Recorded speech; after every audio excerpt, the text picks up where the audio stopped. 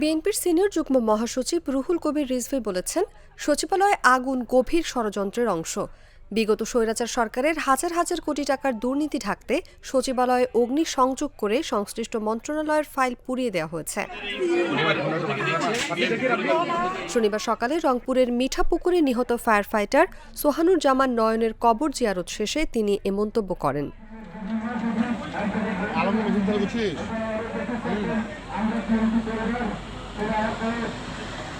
মানুষেরা, এলাকাবাসী সবাইকে আমি আন্তরিক ধন্যবাদ জানাচ্ছি, আমি সালাম জানাচ্ছি। আজকের এই হৃদয় বিদারক যে ঘটনা, সোহানুর রহমান নয়ন, আমি মনে করি সে দেশের স্বার্থে। রিজভী বলেন, আগুনে ৪-৫টা মিনিস্ট্রির ফাইল ও আসবাবপত্র পুড়ে ছাই হয়েছে। এটা গভীর ষড়যন্ত্র ও চক্রান্তের অংশ। স্বৈরাচার সরকার মানুষের টাকা যেভাবে আত্মসাৎ করেছে তা ভাষায় বর্ণনা করা যাবে না। শেখ হাসিনার পুত্র সজীব ওয়াজেদ জয় ও তাদের মার্কিন যুক্তরাষ্ট্রের $৩৫০ মিলিয়ন পাচারের ঘটনা সে দেশের গোয়েন্দা সংস্থা তদন্ত করছে। এটা তো একটিমাত্র ঘটনা, এমন আরও অনেক ঘটনা আছে। সেগুলো চাপা দেওয়ার জন্য ৯তলা ভবনে মন্ত্রণালয়ের গুরুত্বপূর্ণ ফাইল পুড়িয়ে দেওয়া হয়েছে।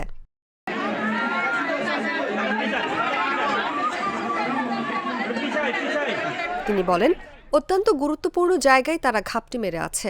কোথায় কি ধরনের নাশকতা ও চক্রান্ত হচ্ছে তার কোনো ঠিক নেই।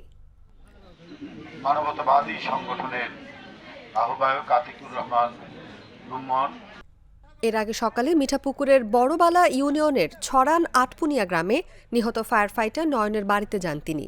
পরে তার কবর জিয়ারত শেষে পরিবারের সদস্যদের খোঁজ খবর নেন।